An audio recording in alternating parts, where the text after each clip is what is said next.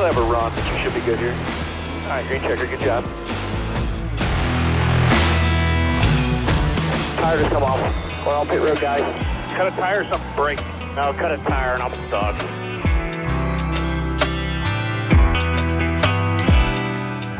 And welcome into another episode of Historic Hot Laps. Start this one off with a little bit of sadness. We lost a legend, Mr. Scott Bloomquist, dirt late model legend, had a flying accident in a solo plane on his farm, made contact with another outbuilding structure, something like that. And unfortunately, those that know him probably thought this would never happen and he'd probably outlive all of us, but he was injured and didn't make it back from that. So high speed guy, won every single event known to man at least 10 times in his craft. And yeah, just sad for him and his family, and kind of want to put that out there at the top of the episode. And we're gonna definitely save a lot of his history for a later episode. I think he deserves his own episode and all of his achievements and accomplishments in racing. Give him the proper time to discuss things, but yeah, we'll definitely be covering him in future episodes, and he's definitely going to be missed and a true legend of the sport. Let's kick this off with a little INDYCAR news. Looking at some rumors, there's an Audi F1 rumor that made its way around that Palou was going to go to possibly be headhunted by Audi F1, team they're forming right now, kind of a collaboration effort. And the rumor made it to Palou. He confirmed that there is no truth to that rumor. He did also mention that in his INDYCAR contract, he does have an F1 buyout option, but nobody has come to him with any kind of offer to drive. And I think it'll just be speculation and rumor. There's quite a heavy field of drivers in the rankings of Formula One that could slide into with a little less time and whatnot behind them. Yeah, that's about it on that rumor. We already saw, if you watched the races last weekend, obviously as a weekly podcast, we get to hit things when they come out and sometimes not. This came out after we recorded our last episode, but Connor Daly taking over the Juncos Hollinger number 78 car. Obviously, like I said, you've already seen this. We wish him the best of luck with that. We talked about the rumor of him possibly going that route when everything was announced. We kind of called it, along with, a million other podcasts. They all called it. But it's good to see him back in IndyCar. I think he's a great fit with that. It seems like him and Grosjean are actually doing some good things, as we'll recover in our race recaps. But had a little bit of a tough day at Gateway, but he did have a lot of speed at first. Qualified 9th. It was looking pretty good, but we'll see what he does. We've got Portland coming up. Anything can happen, right? So we'll just see how it all turns out. The real shocker of a news that most have seen in the IndyCar world, but if you haven't, David Malukas signed a multi-year contract with AJ Foyt Racing starting in 2025. Obviously, he jumped in that MSR car after being let go by Aaron McLaren for his injury earlier this year. Pretty cool to see. We don't know what car he's going to be in. Is it 14, 41? Is it something else? I don't believe AJ Foyt's going to go more than the two cars they already have. But yeah, with the funding issues, I don't know. It's kind of interesting because Stingray Robb doesn't have the same performance as Ferrucci. Ferrucci's top 10 in points right now, but Stingray Robb has more money behind him. But Malukas also has money behind him, so it'll be real interesting to see how this all plays out and who's going to sit where. I know there's been a few interviews with the management team at AJ Foyt, and they haven't really given us any clues or hints as of now. But David Malukas, multi-year deal. Obviously, they've got that Penske technical partnership that probably had a little bit to play into it as well. But yeah, little Dave will be in one of the AJ Foyt cars next year. And MSR is pretty well confirmed at this point with some of the comments they've made that they will be aligning with Ganassi and dropping off from Andretti's technical partnership after this season. Makes sense with what they've got in the works for charters and things like that we've discussed in the past. But yeah, look for MSR is going to be joining up with Ganassi for that technical program, which is kind of interesting with the current driver layout, and we don't really know who's going to be in those seats next year. A lot of theories with that, but Andretti also made a statement on this. Their COO and strategist, Mr. Rob Edwards, another legend of the sport, he came out and said the relationship with MSR has been unique in the level of trust and cooperation and just overall transparency and everything working with Mike and Jim. So I don't think we're looking to do another technical relationship just for the sake of doing something. So pretty positive towards MSR over the whole thing. They're happy with what they've done together. They're not looking to just jump into something else. A lot of respect for both parties there. So yeah, it'll be interesting to see going to Ganassi how that's all going to play out, but I'm excited to see it. We've actually got some charter-like news, finally. We were supposed to have this kind of information going into the 500, which is around the time we started this podcast. So here we are, episode 12 technically, and we're talking about it, but better late than never, I guess. So Penske Entertainment issued its first draft of the charter agreements. It's about 40 pages worth of verbiage that we don't need to go through, but we'll break it down to some notes. They're also basing this all on the top 25 in points for the 2023 championship standings. So going back to last year's results and the teams, and that's kind of how they're offering charters. Part-time entrants like the Dreyer Reinboldts and whatnot will not be offered charters on the initial option. They can buy a full-time charter later. And then this also is kind of a weird gray area for Prema, as they also will not receive initial charter offers. Coming into the season next year, they're wanting to run 2 cars. But we'll break that down kind of with this stuff here. So 25 charters to be offered and protected and guaranteed grid spots aside from the Indy 500. It's all no rules for charters on the Indy 500. So part-time entrants, everything. Still looking at, the normal size of field there. There'll be 22 leader circle cars, which will still be for that $1 million bonus. And same as we're running now as far as that goes. So you'll have 3 charter teams every year that won't, or chartered cars I should say, that won't make the leaders circle. Also, races are limited to 27 entries, except for Indy, which will remain at 33. So the times we're looking at, like Toronto's, those kind of, even Long Beach to a point, where there is limited space on pit road and things like that. It was looking like if we add more Prema cars and all this stuff, what's going to happen? And they're going to be limited to 27 entries. So that'll make things interesting for qualifying, because you don't have a guaranteed entry for those final 2 spots. You'll have to fight out the championship, or you'll have to fight out the qualifying on those if you have any of these part-time teams enter, which will probably only be on the Indy 500, let's be honest, but it does change things quite a bit. You've got 3 charters per team is the cap, so max 3 charters per team. Right now, you've got Chip Ganassi at 5 cars, so they've got 2 entries they've got to lose or go unprotected. They could still run 5 cars, or let's say 4 cars. Say they run 4 cars, they're going to have 1 unprotected car. So whoever that is going to have to race their way in to qualifying. It won't be a default. If, say, they're car 28 and there's only 27 entries, they might have to kind of change up how they want to do things there. The other real strange thing is the limit to drivers per car. It's known as the Dale Coyne rule, because Dale Coyne's notorious for who's going to drive this car, who's going to drive this car. And this one kind of burns. So Dale Coyne does amazing things for up and coming drivers, and they don't always have a budget to run a full season. So he'll say, okay, well, what races do you want to run? Like, we want to run Gateway, we want to run Long Beach, whatever the case may be. No, aside from Jack Harvey, who's somewhat a full-time, but he's even still not fully full-time. You've got other guys that run 2 races, 3 races a year. We've seen Catherine Leggs doing the ovals, so she's 3, 4 with Indy 500. I think she ran Iowa as well, so she's 6 races this year. So she's a third of the season roughly. I don't know. It's tough because it puts you in a weird bind for the up and coming drivers in the sport. But that's not official. Obviously, this is just the first draft, but this is kind of the layout of it. And for the most part, I feel like those bullet points will stand. It's just going to be some fine tuning, but at least we have some charter news, so there's that.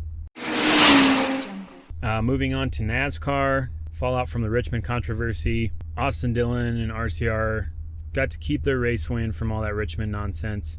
That finish where we saw 2 cars get wrecked on the way to the finish, but they will lose their playoff eligibility. They did contest this, and as I'm recording this, they are having the fallout of all that.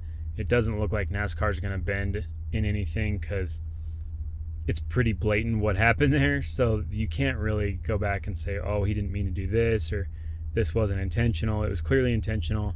The S&T data shows it. So yeah, that's where we're at with that. Logano got fined $50,000 for his little stunt in the pits where he was burning out. And if you look at his onboard, it looks a lot more aggressive than the outside camera angles. But he, every driver is going to say, yeah, I'm in control of my car, blah, blah, blah. But it doesn't take much. What does he lose a tire or something? You know what I mean? Like, he can show his frustrations. I get it, but not a good look. And then the debate of why are people on the pits? Well, unfortunately, in a lot of these tracks, that's the front stretch is where victory circle is. So it just depends. They got to redesign that. It is what it is. Let's move on. The Clash, what would we call the preseason race for NASCAR? We've seen it all over the place. So this year, 2025, coming up, it's going to be at Bowman Gray, February 2nd, 2025. So weather permitting, that's going to be a real interesting race. Bowman Gray, a very aggressive short track, known for a lot of the door banging and stuff that goes on there. And then you've got it at the first part of February. I don't know. We'll see. We'll see how that plays out. But that'll be cool to see. Be a lot different than the Coliseum. I heard this on I don't remember if it was DBC or one of the other NASCAR podcasts. So whoever I need to give credit to, I apologize. But they were talking about you're not going to see from the Bowman Gray thing, you're going to get the Bowman Gray fans, but when you go to like the Coliseum in Los Angeles, you bring in people who wouldn't normally be at a NASCAR race. You don't get that with Bowman Gray. You're going to get the normal fans that are Bowman Gray every Thursday, Friday, Saturday night. You're not going to get new fans, something to do type of thing. No one's going to travel there to do that, where in LA you've got a very mixed, diverse population of people who aren't necessarily NASCAR fans. So that one kind of hurts there, but I am excited because I do like the Bowman Gray atmosphere in the track. So yeah, be good to see what happens there. College Racing is bringing AJ Allmendinger back to the full-time Cup ride in 2025. So we got that going for us. Sheldon Creed and Sam Meyer are going to the Haas factory team for Xfinity in 2025. No surprise there for either of those drivers. They're great. Those are going to be great additions to Haas. They were still talking Haley Deegan, and the rumor she was going to go to Haas, and they thought maybe she had more to offer than she was getting over at AM Racing. And now here we are. We know they're only going to run 2 cars, so those 2 cars are filled. So did she just bow out altogether, go back to trucks? Rumor of the Indy NXT. Whole lot of nonsense there, so we'll see how the fallout is from that. All right, let's talk race recaps. And holy, we had a lot of good racing over the last week. We'll break it down and go from one at a time, and here we go. So USAC Silver Crown ran Friday night at Gateway, Worldwide Technology Raceway. Super cool to see them on that track. I love Silver Crown cars on pavement, asphalt, any of the slick tire racing that Silver Crown does. I'm just a huge fan of it. Cody Swanson was leading with a vengeance. He had 2 laps to go, lost a motor, took him out of the race. It opened the door for Dakota Armstrong to sneak in there. He held it together on the restarts, defended super professionally, and he takes the win. Second win for Dakota Armstrong, so congrats to him. Then following that, we went back to Silver Crown again on Saturday, the Bentonhausen 100 dirt race. So these guys just doing their thing, going from asphalt to dirt. 1 mile oval on that one, and Justin Grant gets the pole. He held all 100 laps and gets the win. So Justin Grant completely dominated that race. So congrats to him. Both Dakota Armstrong and Justin Grant still fighting. They got quite a few races left in their playoffs, like I'm talking about NASCAR. A lot of points left for the championship of the season. Keep an eye on that. Honestly, we had an amazing NOS energy drink. Himmelgarden number 91. Thing was just an absolute rocket ship. I could carry so much speed through the center of the corner and not slip the tires at all. Like I kept trying to kind of slow my lap time down a little bit. And the only way I could do it was just to crawl through the center of the corner. And I'm like, it's really not. I don't feel like it's using any tire to go this fast. So we still had a bunch of tire left. And our NOS energy drink, Super Fitness, Nick Bohannon, Versalifts, number 91 was awesome. I can't thank Ron Himmelgarn enough. We've been racing together for 8-9 years now. Dennis LaCava, Jason, everybody that makes it possible for me to drive this number 91 car, Lauren Albano at NASCAR Energy Drink, and Nick Bohannon at Nick Bohannon Versalift Rentals. It's his engine in this car. He sponsors to us, and it's a thumper. So we sure appreciate it, and it's good. I've got my wife and kids here, and Brogan's been with me all weekend, and we've been having a lot of fun, and ran good last night, and feels really, really good to come out of here with a win and to beat Cody. He's awfully good at this stuff, and he's one of my best friends in the whole world. And but we go out and race each other tooth and nail and have a good time. Moving from there, more dirt. We had World of Outlaws Friday night at Jackson Motorplex. Pretty clean race overall. Carson Macedo got the feature win on that one. Going into Saturday night for the larger purse, same thing, Jackson Motorplex. Feature win goes to Mr. Donnie Schatz. He takes home that $25,000 win on that one. And again, World of Outlaws, still a lot of racing left for the championship this year.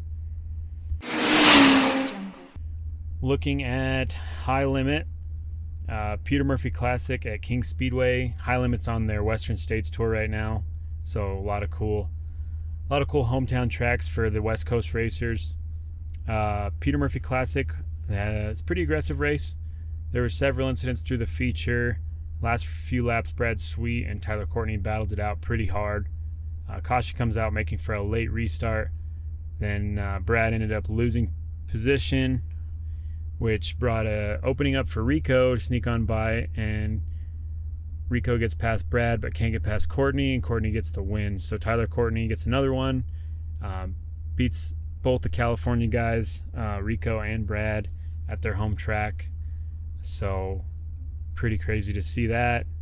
So congrats to him. And then Placerville Gold Rush Classic Saturday night, feature win on that one went to James McFadden. Couple good back-to-back West Coast dirt nights. Let's move on from there. Let's talk about the Cars Tour. Cars Tour easily becoming one of my favorite feeder circuits, if you want to call it that. They've got some serious skills, a lot of good drivers. They don't mess around when it comes to calling for cautions and things like that, or penalties or everything else. Best late model racing we have right now. Door-to-door old school short track racing. These guys are awesome. So going into A Speedway, through the race, Millington been rubbing doors for the lead all race. 9 laps to go, he ended up losing it on the outside. Ruins his night, loses all track position there. Several wrecks on the restarts with less than 10 to go. It was kind of looked like you were watching a NASCAR race. Shook up the top 10 quite a bit. We get to the end of it, and Brent Cruz gets the win. This is his 3rd win of the season, so congrats to him. Again, the Cars Tour, check it out. It's super awesome. Small staff, but they make such a cool experience in the late model world, and you see some big names running in there to sharpen their skills, and it's just awesome. We had ARCA at Michigan. Connor Zelich gets the win on that one. That's for his ARCA racing this season. That's 4 starts and 4 wins, so undefeated this season in ARCA. This is 100% exactly why he's skipping full-time truck seats and going straight to Dale Jr. Motorsports full-time in Xfinity next year. Even at his young age, he's 18, 19 years old, and the kid's wild. So it'll be really cool to see what he can do in Xfinity. Obviously, he's going to be a little outnumbered at first, but once he gets the hang of it, be pretty awesome. He does great in trucks and ARCA, and yeah, at his young age, it's super impressive. So congratulations to him. We also had Xfinity at Michigan. Stage 1 win for that one, Ryan Sieg. Stage 2, John Hunter Nemechek. And the win goes to Justin Allgaier. 25th career win in Xfinity. He's up there, I want to say, in the top. That puts him in the top 8, I believe, for overall wins. I can't remember now, but stats aside, super awesome win. And then Sheldon Creed, man. Sheldon Creed gets his second place for him. It makes it 11 times he's been runner-up at these events. So 11-time second place finisher, first place loser, however you want to look at it. He's got to be getting frustrated, but I mean, he's still podium. He's still showing what he's got. He landed that seat with Haas. I think, Haas Haas has some good cars in Xfinity. As long as they keep true to their program, I think we'll see some good stuff out of that. Let's go to the Cup race. Cup race, again, Michigan. We had a triple weekend there, which was cool. Stage 1, Ryan Blaney. Then this race, this race was wild. So going into it, weather was in the forecast. We might get a rain delay. See what was going to happen. Start the race, normal starting time. Stage 1 goes to Ryan Blaney, and then we start to get that rain delay going into stage 2. So gets delayed long enough. There's no lights on that track, so gets delayed long enough. It ends up being a Monday morning race. So everybody that wanted to see it had to tune in Monday morning or DVR it, whatever you do these days, stream it later. But here's where it gets awesome. Stage 2 win, Kyle Busch. Kyle Busch gets a stage win, super needed for him and his team. He had great pace all day, but he's just a little bit short at the end of it. If he can't secure that win this season, he's going to lose this record he's got where he's got 19 seasons with at least a win in each season. Be awesome to see him do a number 20th season in NASCAR and to get a win for his 20th time in the season. I think if you're a fan of Kyle Busch or not, that's a pretty cool stat, and it's something we want to see continued. Plus, what would the playoffs be without Kyle Busch in them? So we'll see how it all pans out. But keep going through the race. We had some stuff happen. Larson loses it, takes out a couple of front runners. Both those 2311 cars were looking amazing. Bubba Wallace got tangled up in that wreck with Larson. Kind of gave him some damage. Didn't take him out, but definitely damaged his car, slowed him down for the rest of the day. He finished somewhere towards the rear. The 2311 car that did not get into any problems was Tyler Reddick, and he gets the race win. So pretty awesome to see. I know they had team owners there watching over stuff. They had the cool, both the 2311 cars were running the McDonald's livery, which was pretty cool. And it was also accursed that livery hadn't won in so long, and they finally did it. So Tyler Reddick deserved that win. Healed pace all day. Had a decent strategy going into it. Stayed at the front of the pack. Kept his nose clean. Said they look strong all day. I guess wrapping up the race result, I'd like to send a public service announcement to NASCAR. We saw some runs on the backstretch and the front stretch, 200 plus miles an hour in the trim package, and a pretty controlled race car overall. Yes, we saw a few things. We had LaJoie flip, which was a scary moment, but honestly, these cars are super safe.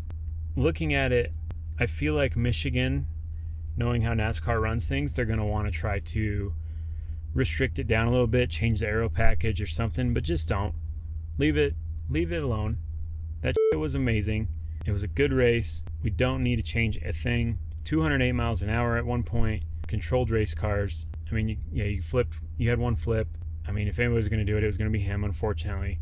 But please leave the Michigan package alone. Leave it the same. Don't touch the package. It was great. So, note to NASCAR, leave it the hell alone. It was amazing. I can't help but sit here in Victory Lane and think of Scott Bloomquist, man. Huge mentor to me, an incredible role model and legend of dirt racing and motorsports. So the last couple of days have been tough, and this really helps it. And so this win, I think, should go for him and his family, his friends, and all that meant a lot to him. Looking at the playoff picture after the Michigan race and Dylan being DQ'd from the playoff win, we'll just look at the last few spots. So the last race win spot, 12th with Austin Cindric. He's locked in at 12th, so that leaves you 4 positions that are not locked yet. Austin Dillon is showing 13th currently, but he's not locked in at a race win. And he's also not really points eligible because he's still minus 230 to the cut line because he was in 31st, 32nd position. So yeah, let's not pretend that he's actually going to make the playoffs at this point. He's still posted online as number 13. 14th, Martin Truex Jr. He's plus 77. He's still pretty safe. We got 2 races left, both of which he's done well at. So as long as he keeps his nose clean, I think he could win in on points at this point. 15th, you got Ty Gibbs, plus 39. He's still somewhat safe, but he did have a rough day. He needs to not have another one of those. Chris Buescher's in plus 16 in the 16th spot. And then the cut line, which I don't think it's really the cut line there. I think the cut line is more remove Austin Dillon, move it up one, and that puts Ross Chastain in at a +1. And then puts Bubba Wallace right under the cut at a -1. So however that shakes out, we'll see. But a couple races left. Kyle Busch, like I said, he probably just needs a win at this point. He's still -93 to the cut line. He's going to have to race his way in. 2 races left. He could definitely do it. We got Daytona coming up this weekend, then Darlington, and then our playoffs are locked in. So we'll see. Hopefully he can pull something off. I just want to see him get a win this season, if nothing else, so we know he can keep that record alive. Obviously, they're figuring stuff out of that RCR. We talked about it. Dillon didn't, prior to the restart, he had that race won. They've got it figured out at their programs. Busch ran great all day in Michigan, so things are coming along for him. And let's go to INDYCAR. We were at Worldwide Technology Raceway, formerly known as Gateway, right off of St. Louis. Great track for INDYCAR. NXT race. It was pretty good race. Kind of finished how we thought it would. Louis Foster won again. It's his 6th win in 8 races. So he's on quite the hot streak. Obviously, very, very strong. Very, very good representation of what Andretti can put together as a team for Andretti Global. So, congratulations to him on the NXT win again. And going into qualifying for the IndyCar race, couple things, just some mentions. Herta got loose, took a square hit directly to the rear end of the car, gearbox area in the wall, ruined his qualifying attempt, but it didn't damage the car a bunch, so he was still able to start. It was just in the back. And then we had Mr. Scott McLaughlin getting a pole win on that one, another pole on an oval. He's getting ovals figured out, without a doubt. He is getting it figured out. And then notable mention, Connor Daly qualified 9th after the grid penalties. We talked about him being back in the Juncos car. He made the Fast 12 either way prior to penalties in his first return for Juncos. So pretty awesome to see that from Connor. Huge Connor Daly fan. He's always fighting for something. He's got that dog in him. So he's there. Final practice, some stuff happened with Daly. He made a little contact in the wall, damaged the steering just a little bit, but he was still 7th fastest in this session overall. Again, notating just what he's doing with the Juncos cars because it's kind of a top story right now. And then another weird thing, a scary moment for Nolan Siegel. He luckily was not in the corner when this happened, but he had a full-on tire failure. I think just pushing the limits, pushing the air pressures, whatever it might be, but he did have a tire failure in the final practice. So moving on to the race, Worldwide Technology Raceway IndyCar. Holy shit, a lot to unpack here on this one. We could review the race, take a whole episode to cover it all, but here's just a few highlights. Lap 1, Colton Herta made up for rough qualifying and passed 6 cars right off the jump in the first lap. You need to see the onboard of this. It's on YouTube. Check out the NTT IndyCar Series YouTube channel. Might be on NBC as well, NBC Sports IndyCar. But he made up 6 positions in the first lap. It was wild. Like, he was just driving past cars that were sitting still pretty much. So clearly still had a super fast car after he backed it into the wall qualifying. Then we had multiple cautions, and then a normal stop strategy kind of went out. We essentially ended up with 3 different strategies for pits over the majority of the race. It's kind of a crapshoot as to what would work because of all the random cautions you'd get, because on this oval, obviously, if you take a green flag pit, you're going to go a lap down. The strategy plays a huge part in this, as quick as these lap times are going. So talking cautions, I'm kind of bent on this one. It took 8 laps for Ed Carpenter to ruin his day and Catherine Legg's day, and I know there's debate on whose fault it was, but Ed had plenty of room in the top lane. Legg was already riding the white and yellow line at the bottom of the racetrack, and he comes down over the nose of her, doesn't clear on his pass. I don't know if he got cleared by the spotter. I haven't heard or seen any radio on that, but ruins Legg's day, ruins his day, brings out the first caution of the day.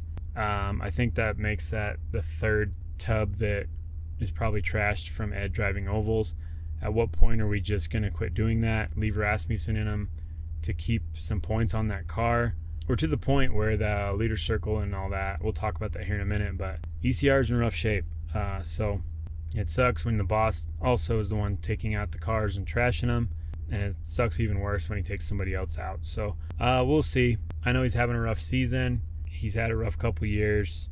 I think if he put more focus on the ownership side of it and less of trying to be a driver, I get it. He's still not past the driving age, but you can't just be a part-time IndyCar driver these days. It's not like he's also wheeling dirt tracks all weekend long. He's just jumping in at random points through the year to run an IndyCar, and sim time or not, the way these cars are now, you're never going to be competitive doing that. So lap 17, another ECR incident with VK stacking up. I don't know if he lost and slid during a shift, lost traction, or what happened, but he checked up, causing a backup and messed up both JHR cars, Daly and Grosjean. Daly made up some ground, but Grosjean was pretty well shot in the foot after that and was down 3-4 laps the entire rest of the race. I think Daly was still down a lap when it was all said and done. He had made up a little bit of ground, but yeah, just rough. Then going into, lap 196, Newgarden tries to make a move on the high line, gets in the marbles. They had roughly 200 laps worth of marbles up there. And he was making good passes up there. He felt comfortable, but eventually he just caught up to him, and he lost it, slid down, jumped back in the pack, kept it in control for the most part, didn't touch anything, just flat spotted some tires, but jumps back in it. And 23 laps to go. Malukas, who looked like he was on the strategy to be one of the 5 guys on that strategy to win if it stayed green, he goes low to make a pass on Power. Same kind of deal that happened with Leg. He got squeezed and pushed him down. The only difference is Malukas was out after that, and Power wasn't. Power was able to just squeeze him and keep going. Super dirty move, in my opinion, on that track. He still had 23 laps to go. He kind of already had the pass. He might have not had the speed to close it. Those Penske cars were fast, we know that, but he was right there. And they could have run side by side to the next corner, and then Will could have got the jump on him on the exit of the turn. But either way, it is what it is. 10 laps to go. Newgarden comes back to the lead and is in control of the restart. He slow rolls the restart. Green flashes. Everyone throttles up like they're going somewhere. They don't go anywhere because he hasn't taken off yet. The green lights are on for everybody, and stack up ended real bad. 5th and 6th positions especially. Rossi ends up just going wide open throttle in the back of Power, launching his car up in the air, trashing Power's car and his. Brings out the red flag to clean up because this is right on the straightaway. And yeah, go into red flag conditions for a little bit during the cleanup. And then we see Power in true Power fashion, all mad. Didn't want to do an interview, all the normal stuff. But let's go to the last restart. It was much different. Ended up being a few lap shootout. Restart was pretty clean. Newgarden held on and is back to winning ovals. He got the win. So he did the spin and win, which hadn't been done for a long time, but he got it done, got credit where it was due, and that team gets it. Whether you like how it stacked out Power and whatnot, it is what it is. He gets the win. Moving on from there. So going into Portland, it's good momentum for that team. Definitely not apples to apples at all. Portland, I feel like we're going to see a lot more out of McLaughlin and Power. McLaughlin had a good day, and so did Power, but Newgarden's not the Portland specialist. We should see Pelot come back into the fight on this one. We'll see. The secret, this is the truth too, the secret to our success on the ovals has been our cars. You really can't will everything on an oval. You can make it, certainly you make a difference as a driver. You have to drive the car and get the most out of it. But, when you have the best cars in the field, it makes your job a lot easier.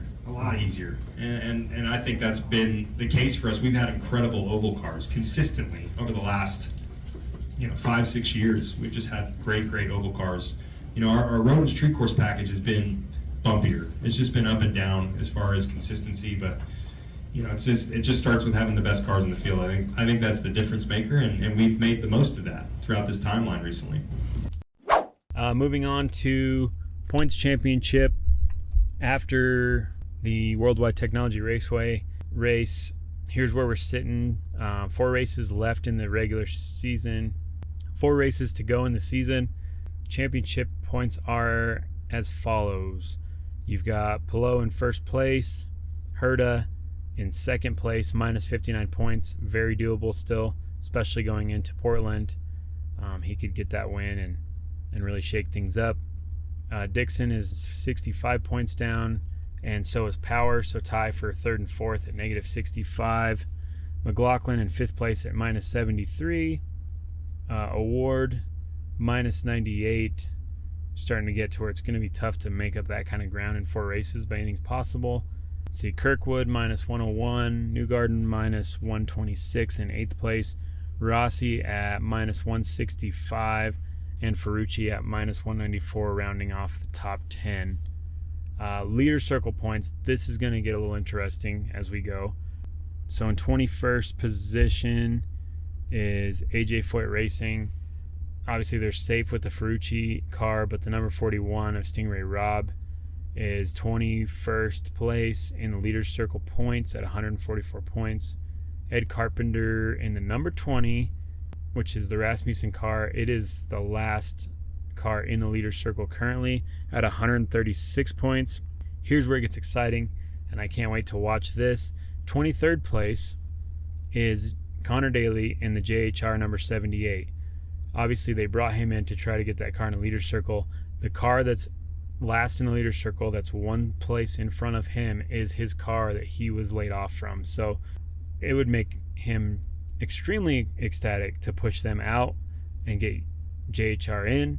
So there's 3 points separating the two, so it's very, very doable, and I'm here for it. I'm excited to see it. So then rounding off 24 and 25th are both Dale Coyne, the number 51 and the number 18. The number 51 has potential. It's at 120 points. It's 16 points behind the last place right now, but we'll see. It would take some real rough days from the other two that are ahead of him to make that happen. So Dale Coyne may not be in the leader circle, and that might just be part of it. So that's where we're at for race recaps, and we'll get ready for some racing this weekend. You got Portland for INDYCAR. You've got Daytona for Xfinity and for Cup. Whole handful of other races. You got dirt track races tonight. We've got 360 sprints. Every day's a race right now. We're in the prime of it. So, though designed and built with safety in mind, the Ontario Motor Speedway does have some peculiarities of its own. Roger McCluskey talked about turn 3 before the race. It is a little unusual from what we've run on in the past, and the reason for it is the rear straightaway is elevated 25 feet higher than the front straightaway, so the fans can all see the complete racetrack. What you run into as you go into 3, you drop down slightly. In other words, the turn, instead of being up flat, just kind of banks off and drops just a little bit. So when you go in, the turn is kind of go over a little hump and then down in the turn, and it's just something that we're going to have to get used to. and let's talk some history. This episode, we're going to cover Roger McCluskey. Roger McCluskey was born Roger Frank McCluskey, August 24th, 1930 in San Antonio, Texas. He was actually raised in Tucson, Arizona, and unfortunately passed away August 29th, 1993 in Indianapolis at the age of 63. Roger took his first USAC stock car start, resulted in a runner-up finish in Phoenix. In January of 1968, he drove as a substitute driver for Norm Nelson, another legend of the sport. First stock car race, ended up getting a second place finish, which is pretty awesome.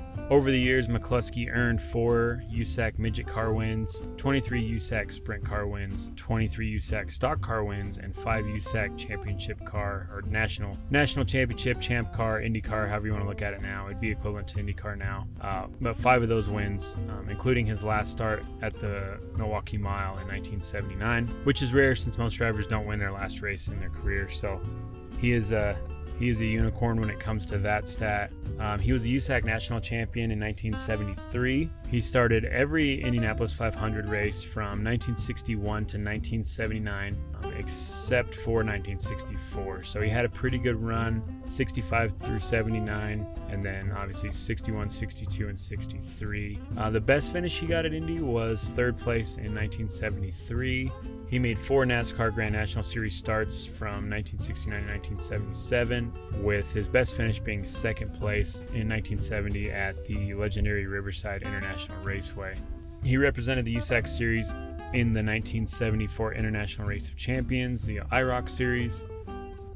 McCluskey raced for Holman and Moody, which was the team that ran the Ford GT40 MKB in the 1967 Le Mans 24 Hours endurance race. During this event, McCluskey is credited for pulling Mario Andretti to safety and saving his life after Andretti had seriously crashed his GT40 when the front brake locked up. So saved Mario Andretti, who would later go on to win the Indy 500 after that, which is pretty wild. McCluskey, all these guys just being so commingled and back in the day in all these races, and who the legends of the sports were. Sadly, McCluskey died of cancer in Indianapolis. We talked about that August 29th, 1993, just 5 days after his 63rd birthday. In 2004, the local United Sports Arizona Race Park hosted the Roger McCluskey Sprint Car Classic in his honor. Obviously, being a Tucson, Arizona kind of raised, the West Coast dirt tracks were his thing. Looking at his career, the AAA USAC stock car career, from 68 to 79, he won 2 championships. His NASCAR Cup Series career, we talked about that, being the Grand Nationals, 4 races over 4 years. His first race was Riverside 1969, and then Ontario in 1977. He had 1 top 10, no wins and no poles. He did run that, like we talked about, Le Mans in 1967. However, he did not finish that one. He is DNF on that race. But, the accident where he saved Mario and all that, where he drove for Holman and Moody. And we're going to cover Holman and Moody in a future episode coming up. Talk about that race team as a whole. They were very much involved in developing a lot of things. His Champ Car career, 229 races run over 21 years.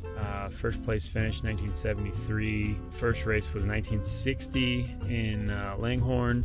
And his last race was the 1979 Bettenhausen 200 in Milwaukee. Champ Car stats, he had 5 wins, 30 podiums, and 3 poles. So pretty extensive and successful Champ Car career. He holds, like we talked about, Sprint Car champion for USAC in 63 and 66, Stock Car champion of 69 and 70, and Champ Car champion in 73. He was inducted into the National Sprint Car Hall of Fame in 1993. He was also inducted into the Indianapolis Motor Speedway Hall of Fame in 2002. That one's good. You don't see as many of those. You really got to be a legend of that race to make it into there. He's also in the Motorsports Hall of Fame of America as of 2011. So several honorary things there. I kind of want to change this one up a little bit. I want to cover his Indy 500 results, because that's kind of what he was known for, is his consistency there. But let's just go back. We talked about he wasn't in the 64 race, but in 1961 he finished 27th. He had a crash on the front stretch. 1962 he finished 16th. He did spin out, but he led 3 laps and finished the race. In 1963, he got a little better, finished 15th. Another turn 3 spin this time. Led 4 laps to that race, so consistently getting better. 1965, 30th place finish. He had a mechanical failure with a clutch. 66, another mechanical failure, but he finished in 13th on that one. 1967, he lost an engine, finished 19th. I believe that was a lot of engines in that race. 1968, another mechanical failure, finished 29th. 69, the Mario Andretti win after saving him in 67. He ended up finishing 14th on that one. He had more engine trouble.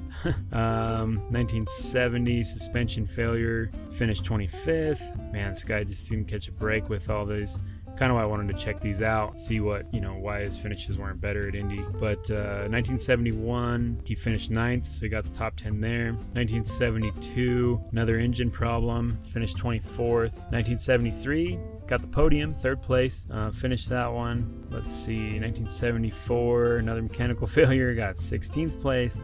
1975, did all right, top 5, we got 5th place on that one. 1976, involved in a turn 3 crash, got 30th place on that one, lap 8 of that race. 1977, finished in 8th place. Let's see, 1978, another mechanical failure, finished 25th. And then his final one in 1979, he started 25th position which was the second to the worst of all of his starts. And he ended up finishing 13th, so right at the end of his career still holding on strong, doing good things. So yeah, that's our history portion of that. And with that, as always, if you like what we're doing here, please subscribe, like, comment, send us an email, do it all.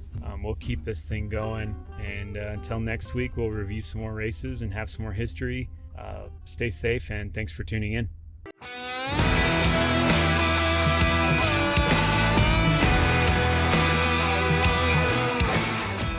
Thank you for sharing your time with us. If you enjoyed today's episode, make sure to subscribe and leave us a review wherever you listen to your podcasts. Don't forget to follow us at Historic Hot Laps on X and all your other social platforms for the latest updates and sneak peeks into upcoming episodes. You can reach out to us directly at historichotlaps@gmail.com. Send us your feedback, questions, comments, opinions, and additional subject matter you'd like us to cover. Thanks for tuning in.